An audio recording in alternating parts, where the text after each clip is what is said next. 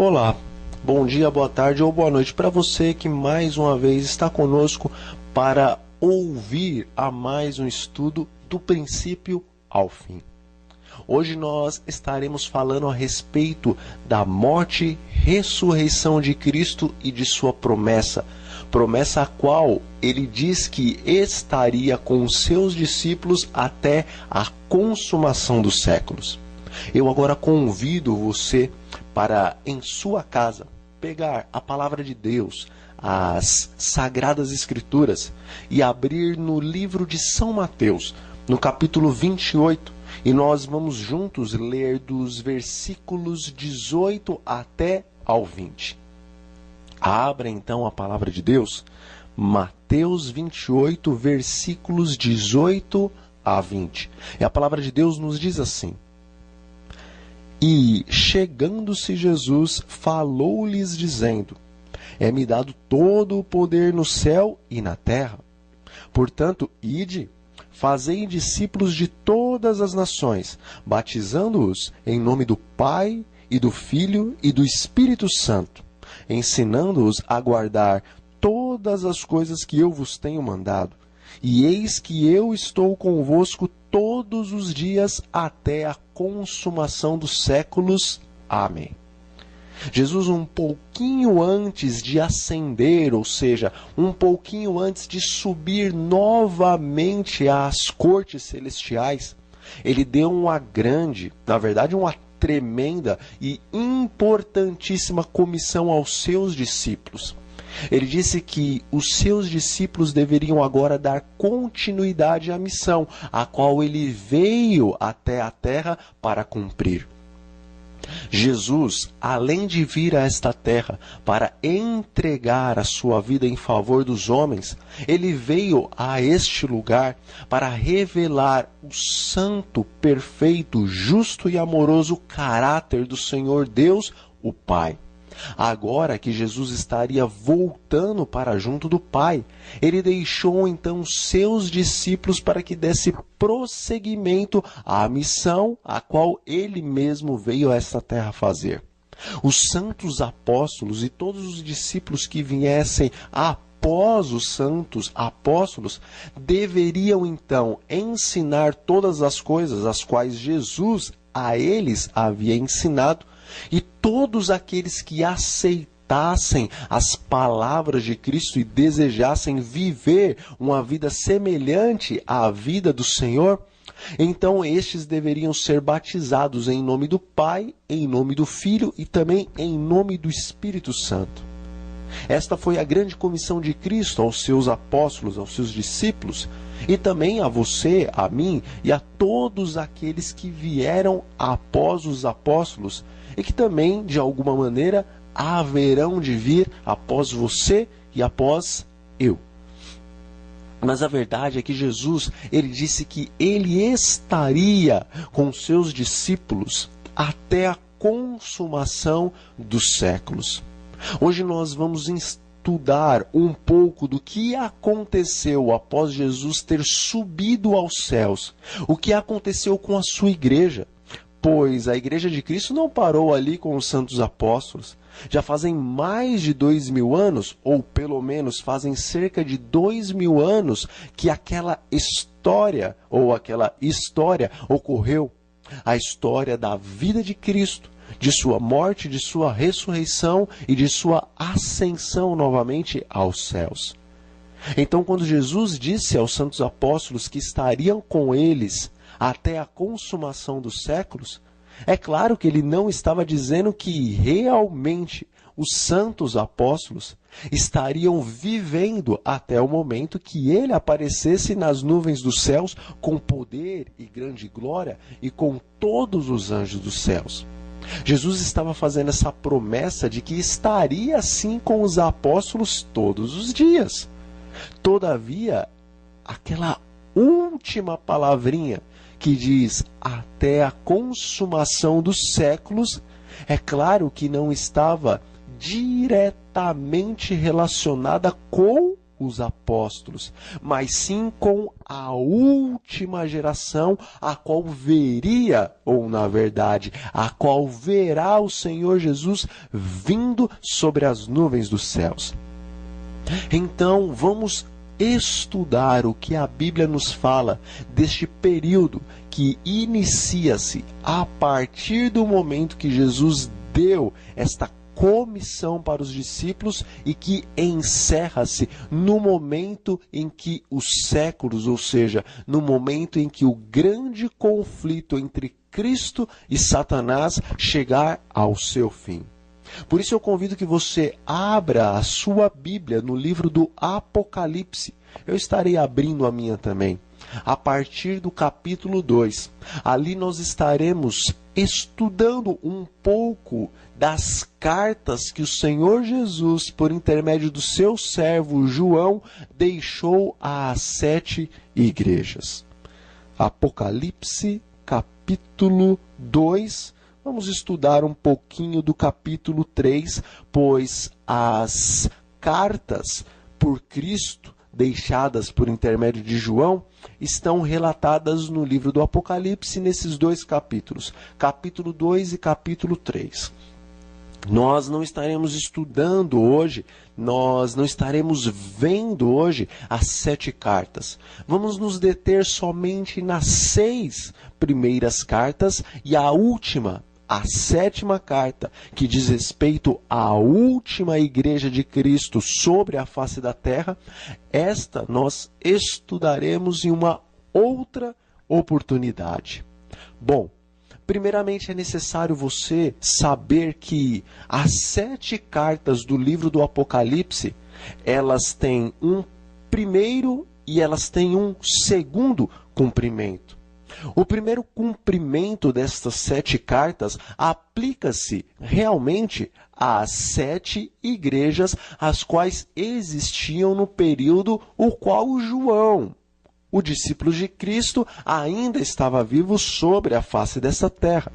Existiam realmente 7 igrejas? É lógico que não existiam somente 7 igrejas, mas existiam realmente 7 igrejas na Ásia Menor que correspondem às 7 igrejas e às 7 cartas que estão no livro do Apocalipse, nesses 2 capítulos, capítulo 2 e capítulo 3. Primeiramente, essas 7 cartas estão realmente descrevendo as condições dessas 7 igrejas que existiam ali na Ásia Menor. O Senhor Jesus, todo-poderoso e onisciente, ele estava dizendo coisas que aconteciam com aquelas igrejas. Todavia, ao dizer as palavras que estão descritas nessas cartas, ele também estava dando profecias para os 7 períodos proféticos da igreja. Os teólogos entendem que existem sim 2 cumprimentos para essas cartas, pois primeiramente seriam palavras diretas para aquelas 7 igrejas da Ásia Menor, mas em segundo cumprimento, o Senhor estava falando a respeito de 7 longos períodos proféticos que a igreja do Senhor Jesus estaria passando nesta terra até que chegasse a consumação dos séculos. A primeira carta é a carta à igreja em Éfeso. Nós não vamos ler todos os versículos, nós não vamos ler todas as cartas, mas a igreja em Éfeso, nós compreendemos por alguns estudos que ela é o período da igreja que inicia-se em 27 depois de Cristo, pois essa é a data do batismo do Senhor Jesus, de acordo com relatos que nós achamos dos historiadores da época e também de acordo com a profecia que se encontra no livro de Daniel, tanto no capítulo 8 como no capítulo 9, falando a respeito da vinda do Messias. Nas profecias do capítulo de Daniel, nós vemos que o Senhor Jesus estaria sendo batizado justamente no ano 27 da nossa era cristã. Embora Jesus ele foi batizado com 30 anos, ainda assim o calendário humano não é perfeito. O calendário humano tem uma falha de pelo menos 3 anos com relação ao nascimento de Cristo. Então, embora o Senhor Jesus tinha 30 anos quando ele foi batizado, no nosso calendário, o batismo de Cristo acontece no ano 27 depois de Cristo.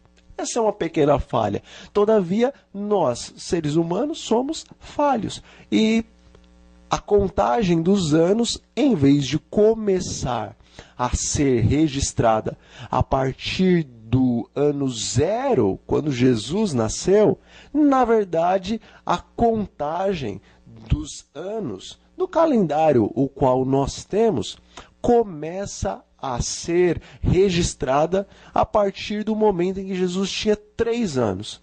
Por isso é que Jesus foi batizado no ano 27 do nosso calendário, da nossa era cristã, todavia ele possuía 30 anos. Então nós vemos que a igreja de Éfeso inicia-se ali, a partir do momento em que Jesus foi batizado, pois a partir daquele momento, poucos dias mais para frente, os seus discípulos já começaram a se reunir junto a ele e assim já começou a se formar a primeira igreja do Senhor Jesus. Este período da igreja de Éfeso vai até meados do ano 100. Nós vemos ali no capítulo 2 do livro do Apocalipse, no versículo 2, que esta igreja, este período da igreja, logo após a morte e ressurreição de Cristo, era uma igreja pura, era uma igreja trabalhadora, era uma igreja que não podia suportar mentiras, era uma igreja que não podia suportar falsos apóstolos. Nós vemos ali no capítulo 2, no versículo 2, que esta igreja ela provava aqueles que se diziam ser apóstolos de Cristo, mas que na verdade não eram apóstolos de Cristo.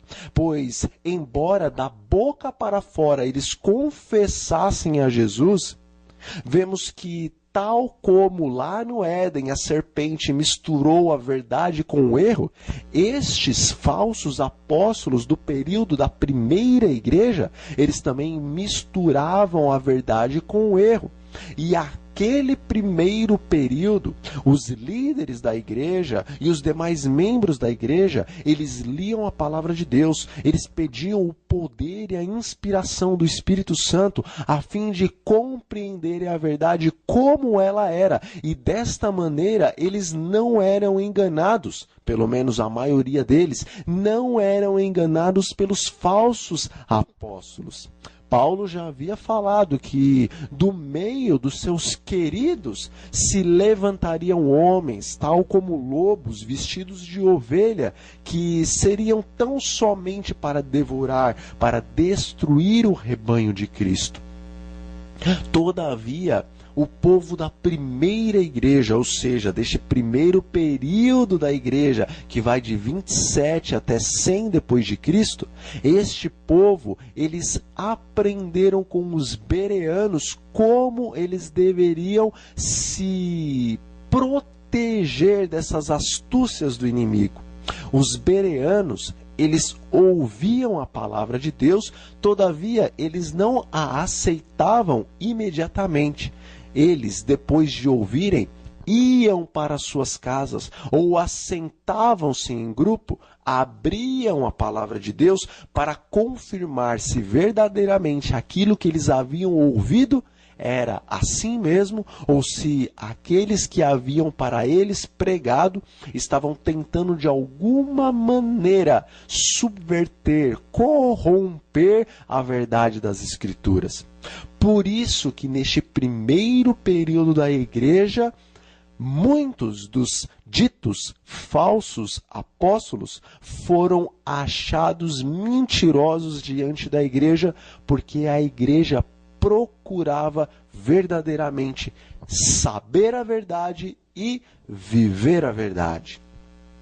Todavia, no mesmo capítulo 2, mas no versículo 4, nós vemos que Jesus faz uma repreensão a este primeiro período da igreja. Ele diz que embora eles não suportassem mentira, embora eles achassem mentirosos aqueles que se diziam apóstolos e que na verdade não eram, Jesus diz que o que ele tinha de reprovação contra esta primeira fase da igreja é que eles haviam abandonado o seu primeiro amor. Eles iniciaram com toda a energia e com toda a alegria, mas com o passar dos anos aquela igreja foi esfriando.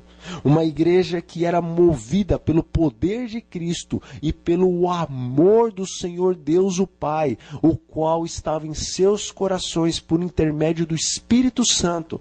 Esta igreja começou a novamente cair no formalismo, nos rituais, e foi perdendo aquela força a qual vinha do Espírito. A força esta que estava em seus corações, a qual o apóstolo Paulo disse que é a força maior, que se chama amor.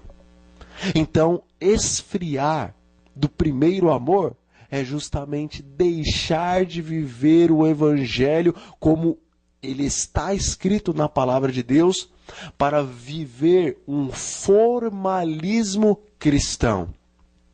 Vemos que isso também acontece no último período da igreja, pois na carta à igreja de Laodiceia, a última igreja antes da vinda de Cristo, o Senhor diz que nós, que fazemos parte deste povo, em nossos corações dizemos que somos ricos e abastados, mas na verdade somos miseráveis, pobres, cegos e nus. Ou seja, embora o mundo inteiro hoje pareça se dizer cristão e que conhece e que serve a Cristo, o Senhor está nos dizendo, está dizendo a este último período da igreja, que embora professemos da boca para fora sermos cristãos, na verdade, somos espiritualmente miseráveis, pobres, cegos e nus. Precisamos então do verdadeiro amor, o qual houve nesta igreja do período de Éfeso. Mas o segundo período da igreja é o período de Esmirna. E a palavra de Deus no livro do Apocalipse, no capítulo 2, versículos 8 a 11, nos diz assim. Vamos ler. Apocalipse capítulo 2, versículos 8 a 11. E ao anjo da igreja em Esmirna escreve: Isto diz o primeiro e último, que foi morto e reviveu. Conheço as tuas obras e tribulação e pobreza, mas tu és rico. E a blasfêmia dos que se dizem judeus e não o são, mas são a sinagoga de Satanás. Nada temas das coisas que hás de padecer. Eis que o diabo lançará alguns de vós na prisão, para que sejais tentados e tereis uma tribulação de 10 dias. Sê fiel até a morte e dar-te-ei a coroa da vida. Quem tem ouvidos, ouça o que o Espírito diz às igrejas. O que vencer, não receberá o dano da segunda morte. A igreja de Esmirna, ou seja, este período da igreja, inicia-se no ano 100 e termina por meados do ano 313 depois de Cristo. Nós vemos que aqui nesta igreja não há repreensão, mas o Senhor só elogia a igreja e também dá algumas exortações. Ele motiva essa igreja a continuar fiel pelo fato de que haveriam perseguições, tribulações sobre este seu povo. Nós vemos nas 7 cartas que o Senhor deixou às suas igrejas que, infelizmente, a igreja de Deus só permanece pura quando há perseguições. Pois quando há isenção de perseguições, de tribulações, a igreja acaba se acomodando. Este período de 100 depois de Cristo até 313 depois de Cristo foi um período que a igreja enfrentou grandiosíssimas perseguições. Muitos discípulos eram expulsos de suas casas, por isso a palavra de Deus diz que o seu povo, a sua igreja, era pobre. Porque a sociedade começou a excluir os cristãos da própria sociedade.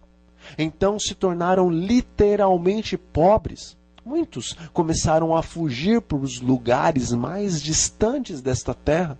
Tiveram que abandonar as suas casas por amor a Cristo para viver no refúgio das montanhas, para viver nos bosques e nas florestas, onde não eram incomodados por aqueles que os perseguiam, embora de quando em quando eles eram achados por estes perseguidores.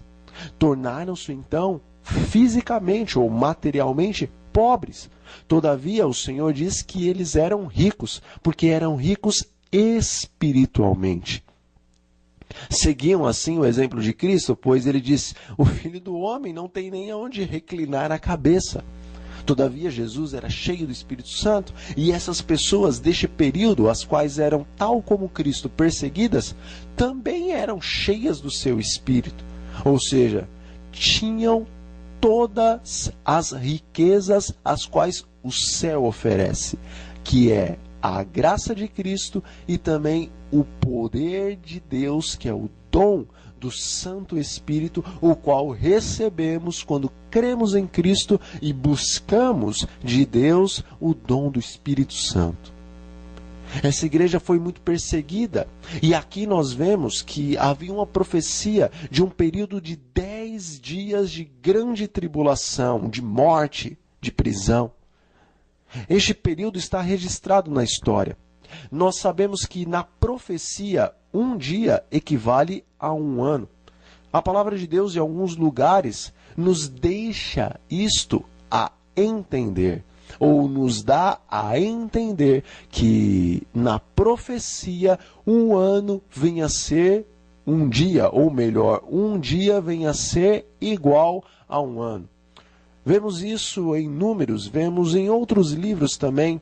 Vemos isso quando, por exemplo, o Senhor Deus disse que o povo iria estar peregrinando 40 anos no deserto, pelo fato de que por 40 dias eles puderam vigiar a terra, mas voltaram com informações errôneas, com informações incrédulas, e por conta disso, por conta dos 40 dias que vigiaram a terra, eles agora passariam 40 anos no deserto.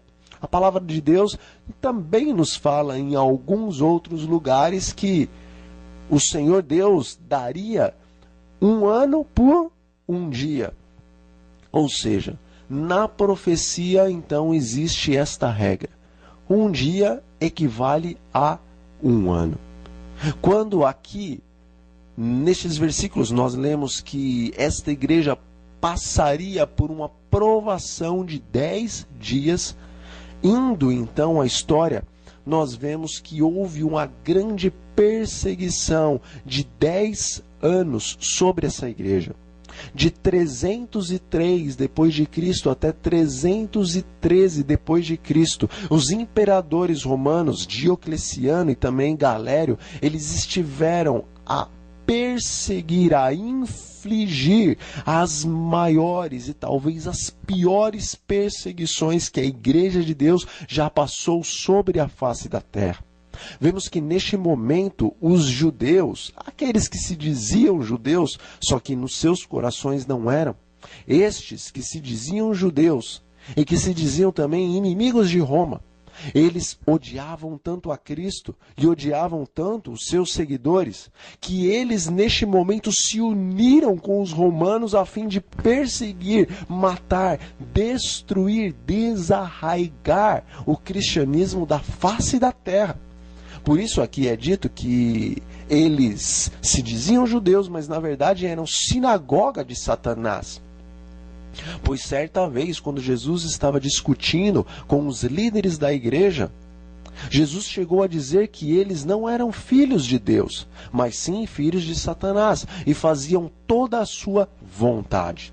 Portanto, todos os judeus, os quais não vieram a se arrepender e não aceitaram posteriormente o Senhor Jesus como Messias, acabaram, de alguma maneira, se tornando filhos e filhas de Satanás, sinagoga, ou seja, igreja de Satanás, pelo fato de que, embora dissessem que eram filhos de Abraão e herdeiros da promessa, ainda assim se fecharam seus corações para a palavra de Deus, a qual fora dada por intermédio de Cristo. Então não mais eram descendentes espirituais de Abraão e não mais eram filhos espirituais de Deus, mas tornaram-se filhos e filhas de Satanás e passaram a fazer a sua vontade. E a vontade de Satanás era destruir os cristãos. Todavia, o Senhor Jesus não abandonou este povo que era perseguido, pois as suas palavras eram que ele estaria com os seus até a consumação dos séculos. Vamos então à terceira igreja, que é a igreja em Pérgamo, ou seja, o período profético da igreja que se chama Pérgamo. Este período da igreja vai de meados de 313 até meados de 538 depois de Cristo. A palavra de Deus em Apocalipse 2, versículo 18 e 19, nos diz o seguinte: E ao anjo da igreja, ou melhor, vamos à terceira igreja. Eu estou lendo aqui, na verdade, algo que diz respeito à quarta igreja. Mas Apocalipse 2, versículo 13, que aí sim está se referindo à igreja de Pérgamo, nos diz assim: que aquele povo habitava onde Satanás habitava, onde estava o trono de Satanás. A palavra de Deus neste versículo também nos diz sobre um Antipas, o qual fora morto ali, onde Satanás habitava, ou onde o trono de Satanás estava. Como assim? Neste período de Pérgamo, o trono de Satanás estava ali, naquele lugar, ou naquele período estabelecido? Bom, nós sabemos que existem dois cumprimentos para a palavra de Deus com relação a estas cartas. No cumprimento literal, realmente na cidade de Pérgamo estava o trono de Satanás, porque ali na cidade de Pérgamo se encontrava o templo de Zeus. Zeus era o deus maior do panteão grego, e ele é uma representação de Satanás. Na verdade, o inimigo ele está infiltrado em toda a doutrina pagã, pois ele é o pai da mentira. E toda doutrina pagã e idólatra, é claro que, mesmo que inconscientemente, é uma doutrina a qual não exalta a Deus, mas exalta sim a Satanás. Satanás sempre quis ser semelhante a Deus. Nós vemos na palavra do Senhor que o desejo dele era ser semelhante ao Altíssimo e no céu estar estabelecendo o seu trono, a fim de que ele pudesse ser tal como Deus adorado. Por isso que o Deus maior do panteão grego, Zeus, ele é uma representação de Satanás. Ali na cidade de Pérgamo estava o templo de Zeus. Por isso que a palavra de Deus diz que em Pérgamo se encontrava o trono de Satanás. Vemos também que a palavra de Deus compara Satanás à serpente, pelo fato de que ali no Éden, Satanás usou a serpente para ser um médium, um mediador entre ele e os homens, a fim de enganá-los por intermédio da serpente. E interessante é que este templo de Zeus, que é uma representação de Satanás, mais para frente ele foi dedicado ao deus Esculápio, que é o deus serpente. Viu que toda doutrina pagã e tem uma pontinha, na verdade não só uma pontinha do dedo, mas toda a mão de Satanás. pois ele e os seus anjos estão sempre trabalhando nos corações e nas mentes dos homens a fim de colocarem a sua infernal doutrina de maneira compreensível ou não tão compreensível aos homens. Contudo, embora no cumprimento literal destas palavras, ali na cidade de Pérgamo estava o templo de Zeus, o trono de Satanás, nós sabemos que no segundo cumprimento, que é o cumprimento profético, que diz respeito à igreja de Pérgamo, a qual vai do período de 313 até 538 depois de Cristo, como então neste cumprimento profético nós vemos ali o estabelecimento do trono de Satanás? E o que este Antipas, que aqui é descrito, tem a ver também com o período profético da igreja? Porque, em verdade, houve um homem cristão chamado Antipas que fora morto na cidade de Pérgamo. Antipas quer dizer contra todos. E de acordo com os relatos, nós vemos que Antipas, este verdadeiro Antipas que foi morto ali na cidade de Pérgamo, onde estava o trono de Satanás, ou seja, o templo de Zeus, vemos que esse Antipas, embora ele fosse cristão, constantemente ele estava debatendo com os próprios cristãos e também com o Estado, porque a igreja de Pérgamo tinha sérios problemas com a verdade de Deus e constantemente estava se desviando da verdade do Senhor. Então Antipas estava sempre repreendendo a igreja, porque a igreja estava se debandando para caminhos errôneos. E Antipas também sempre estava a debater com o Estado, porque o Estado sempre procurava levar os servos de Deus a fazer aquilo que não lhes era lícito. Portanto, Antipas era contra todos, contra o Estado e contra a igreja, ou seja, contra os erros da igreja. E por conta disso, ele acabou sendo martirizado.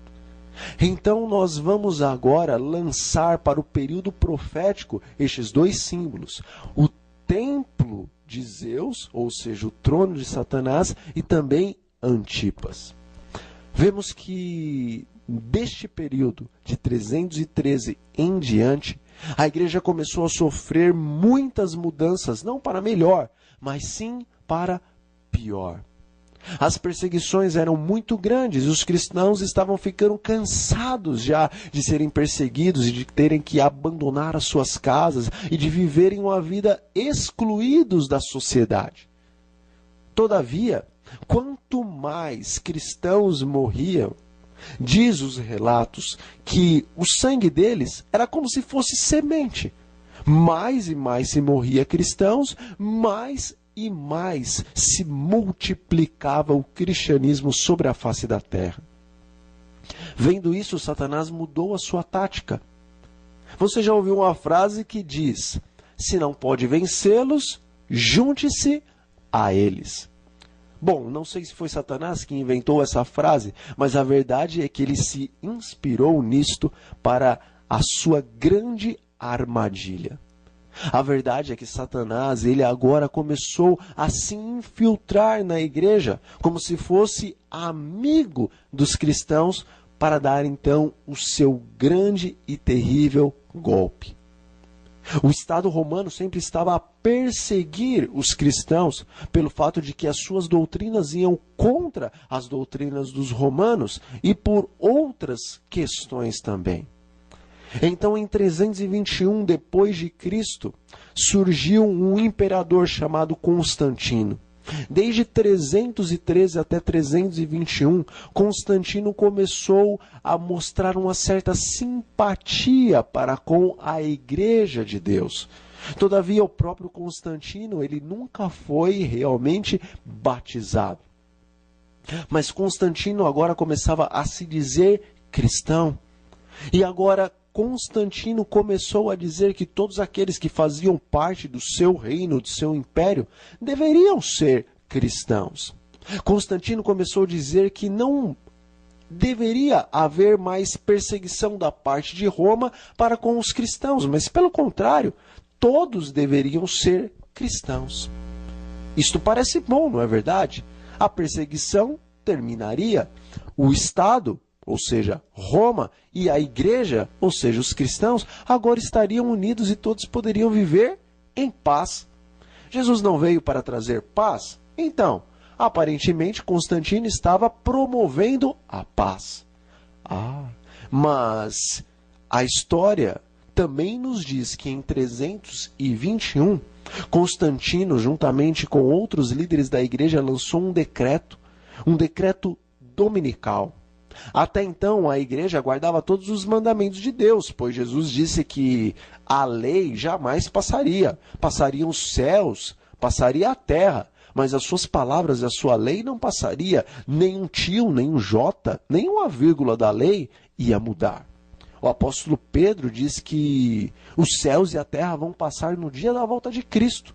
Cristo ainda não voltou. Então a lei dos 10 mandamentos, que foi escrito pelo dedo de Deus, essa continua vigorando. O que foi cravado na cruz do Calvário é a lei mosaica, a lei de Moisés. A lei que não foi colocada dentro da Arca da Aliança, mas aquela lei que foi escrita em pergaminho, que foi colocada fora da aliança. Esta na cruz realmente deixou de validar, mas a lei dos 10 mandamentos, Jesus disse que não, esta é eterna, não pode ser mudada. Ela é a base do trono de Deus, de acordo com o que vemos no livro de Salmos e de acordo com o que vemos no livro de Apocalipse e nos demais livros proféticos. Bom, mas a verdade é que Tiago diz que nenhum dos mandamentos podem ser quebrados. Então, se nenhum dos mandamentos podem ser quebrados, porque de acordo com Tiago, aquele que quebra um acaba quebrando todos os mandamentos, então, os cristãos, se quebrassem um dos mandamentos, estariam quebrando todos os demais. Agora, em 321, Constantino então lança um decreto dominical, em que todo o Estado romano e que toda a igreja cristã deveria guardar o dia do domingo.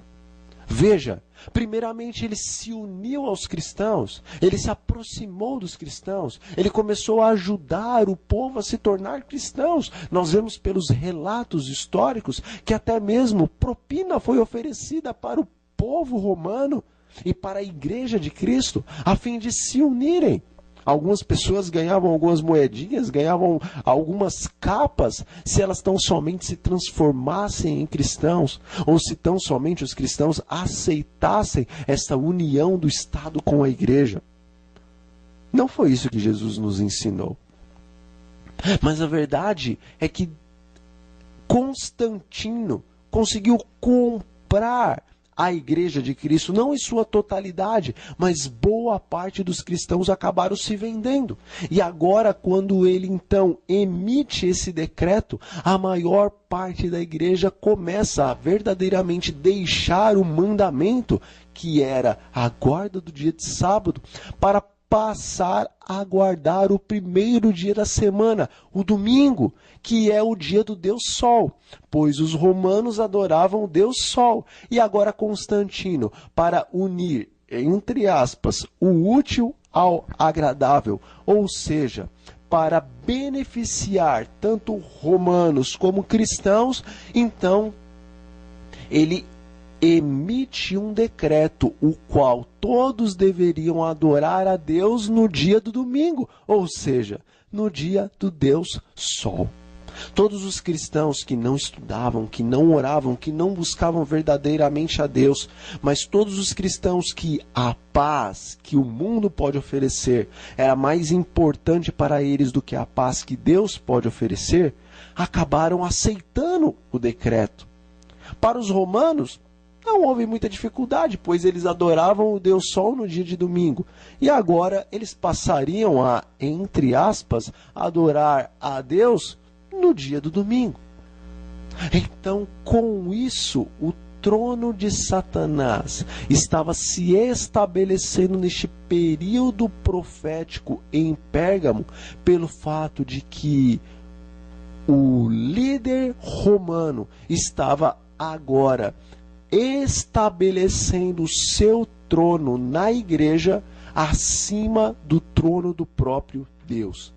Pois a lei que deriva de Constantino com relação ao domingo, esta estava sendo agora posta acima da lei de Deus que ordena a santificação do sábado. Então, o Deus dos homens, que era o imperador romano, agora ele estava assumindo uma posição maior do que a posição de Deus. Nós vemos que em 364, depois de Cristo, então foi confirmado novamente pela igreja ali no concílio de Laodiceia que verdadeiramente o sábado de Deus devia ser colocado de parte, mas que o domingo estabelecido por Constantino, este deveria ser o dia de adoração para os cristãos e para todos aqueles que faziam parte do Estado romano. Então, neste momento, se cumpria aquilo referente ao trono de Satanás na cidade, ou na igreja, ou no período profético em Pérgamo. Alguns da igreja não aceitaram essas novas leis, alguns da igreja não aceitaram a troca do dia de sábado para o domingo. Então, com isso, começaram a aparecer alguns antipas espirituais, ou seja, contra todos. Eles eram contra os decretos que vinham do Estado, ou seja, contra os decretos dominicais que vinham da parte do imperador, e não apenas contra os decretos dominicais, mas contra outras exigências que vinham da parte do Estado, que iam de encontro com as exigências do Senhor Jesus. Os antipas espirituais do período de Pérgamo, eles também eram contra a igreja, pois a igreja estava se vendendo. Eles estavam deixando o mandamento de Deus para dar ouvidos e aplicar em suas vidas os mandamentos dos homens, tão somente porque eles buscavam a paz, não a paz que Deus veio oferecer, pois a paz que Deus veio oferecer por intermédio de Cristo, a palavra de Deus já nos deixa clara, ou claro, que esta paz também é como espada, e que muitas vezes acaba dividindo maridos de esposas, pais de filhos, sogras de noras e assim por diante. Porque a paz de Deus está relacionada com a paz que nós, em Cristo, temos novamente para com Deus, pois nós estávamos separados do Senhor por conta de nossos pecados. Então, vindo Cristo e morrendo por nós, nós somos reconciliados com Deus e passamos a ter paz com o nosso Deus. Todavia, quando passamos agora a seguir as palavras de Cristo, então muitos que não querem ouvir e seguir as palavras do nosso Deus, estes se voltarão contra nós.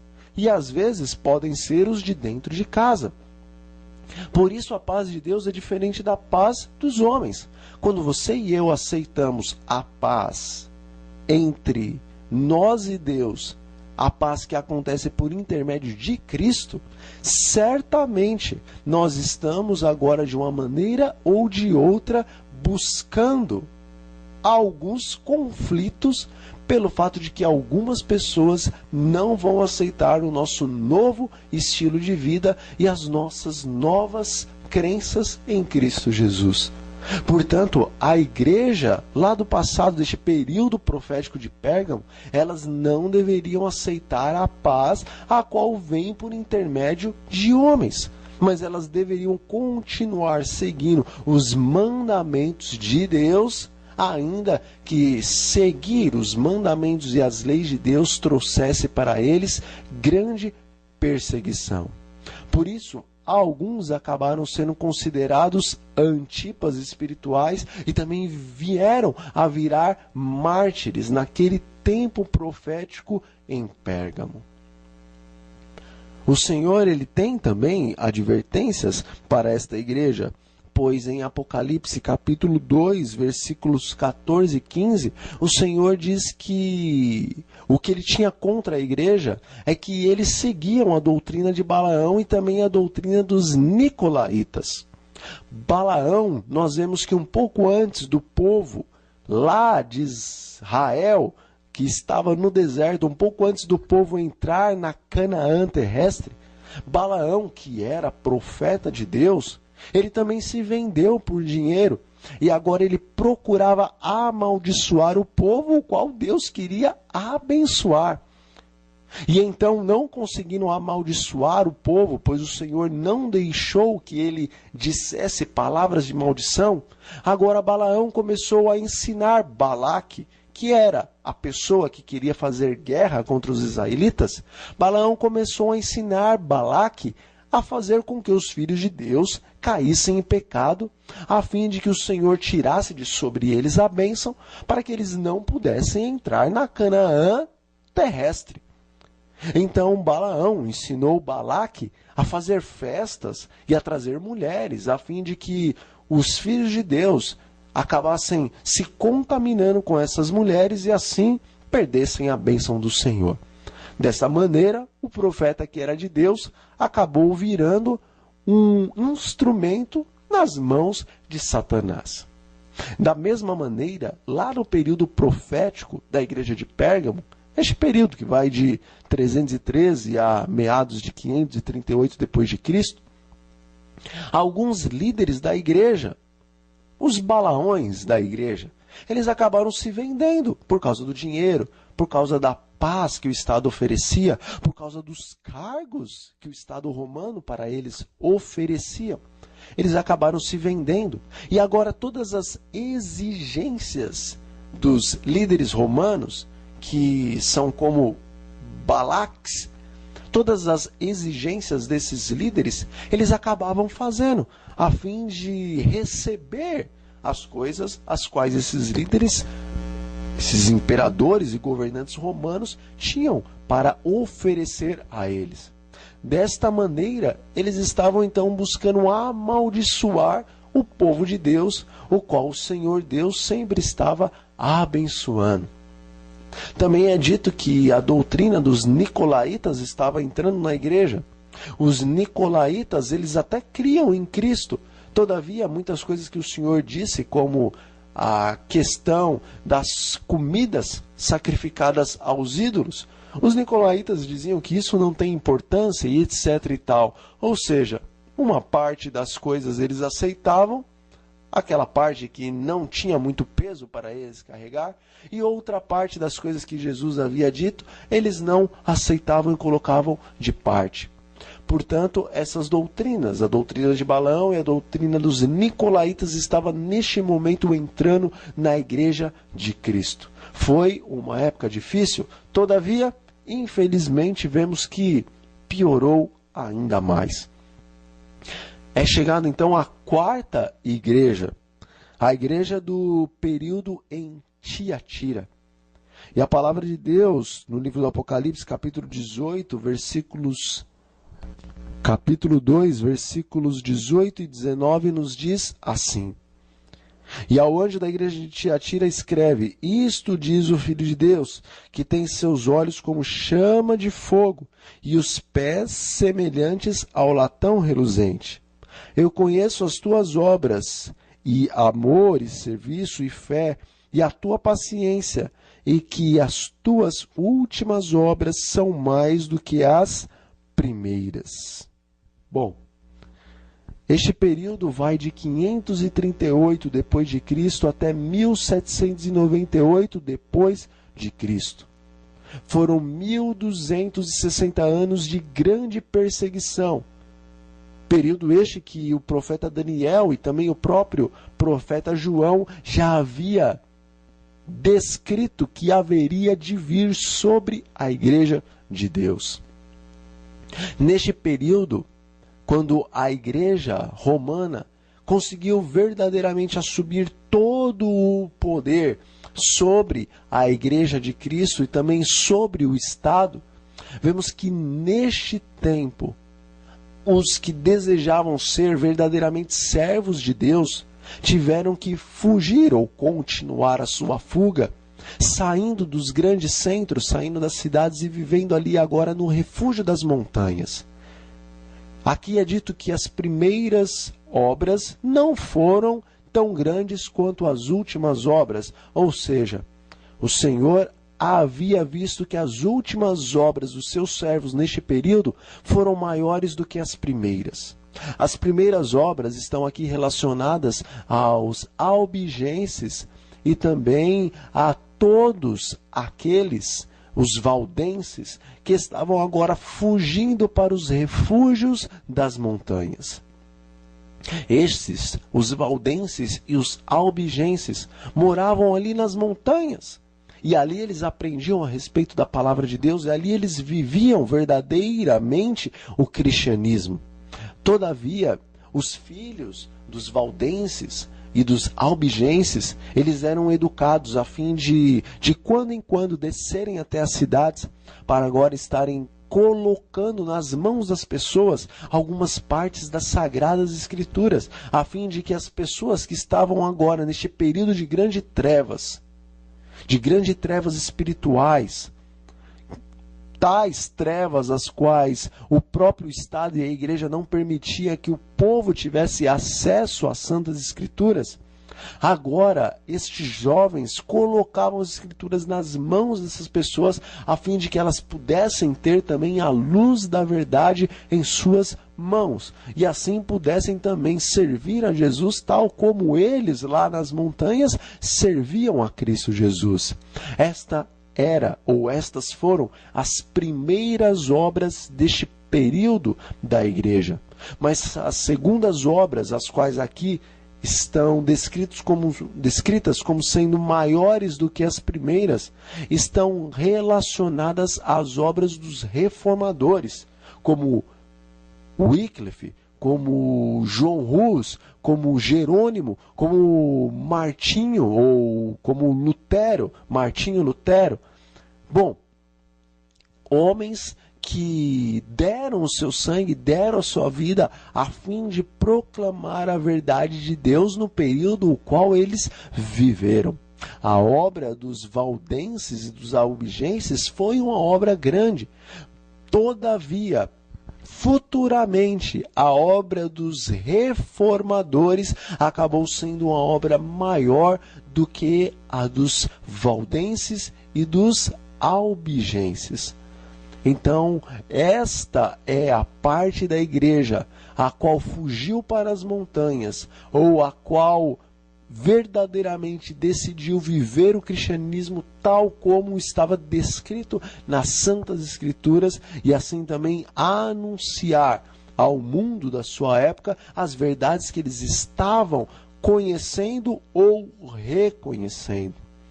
O Senhor também tem advertência contra essa igreja, pois em Apocalipse 2, versículo 20, ele diz que esta igreja tolerava a Jezabel, a qual agora ensinava os filhos de Deus a adulterarem e também a comer sacrifícios oferecidos a ídolos. Nós sabemos que Jezabel, ela aparece lá no Antigo Testamento. Jezabel foi uma mulher pagã, idólatra, que era sacerdotisa do deus Baal. Esta se casou com o rei de Israel, o rei Acabe, e assim ela trouxe a idolatria para dentro do povo de Deus, ensinando assim o povo de Deus a adulterar espiritualmente e também a comer e a oferecer comidas de ídolos e para ídolos. Neste período, que vai de 538 a 1260, nós vemos que a Jezabel espiritual era a igreja corrompida. Pois no livro do Apocalipse nós vemos que existe uma igreja que não se corrompeu e uma igreja que se corrompeu. Vemos que existe uma igreja que é pura e vemos uma igreja que é tal como uma prostituta que faz com que o povo de Deus e o mundo inteiro fique embriagado com as suas abominações e com suas imundícias e etc. e tal. Aqui, essa Jezabel é a igreja após ter se corrompido. Após a igreja ter se transformado em igreja romana, ou seja, de católica apostólica cristã para católica apostólica romana, agora ela se transforma em Jezabel. É como se ela estivesse se casando espiritualmente com a igreja de Cristo, a fim de corromper com a idolatria o povo de Deus, tal como lá no passado a Jezabel, do período de Acabe, no período de Elias, corrompeu também o povo de Deus com a idolatria ao Deus Baal. Foram 1260 anos de grandes trevas espirituais sobre a face da terra. Na verdade, o nosso tempo já se estendeu e nós vamos parar por aqui com as nossas palavras e daremos continuidade ao nosso estudo das igrejas, das 6 primeiras e da 7ª igreja de Deus. Eu desejo que você até aqui tenha compreendido as coisas que estamos falando e que estamos estudando, e não desejo que você fique apenas com as minhas palavras, mas vá à palavra de Deus, estude as Escrituras, estude as profecias por você mesmo, estude a história, pois a história explica a profecia, e assim você compreenderá que as coisas que aqui temos dito já estavam descritas há muito tempo nas Santas Escrituras e também na história. Convido você agora a fechar os seus olhos para juntos falarmos com Deus e pedirmos a bênção do Senhor sobre nós e sobre os nossos futuros estudos. Oremos.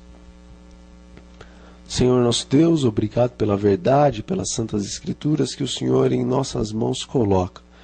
Pedimos que nos conceda o Teu Santo Espírito a fim de compreendermos as verdades do Senhor, para vivermos essas verdades e compartilharmos elas com o nosso próximo. Em nome do Senhor Jesus, nós oramos a Ti e lhe agradecemos. Amém. Pois bem, foi um prazer estar com você. Desejo que você tenha um bom dia, uma boa tarde ou uma boa noite, dependendo do horário ao qual você está assistindo a este vídeo. Eu espero você para os próximos estudos e até mais.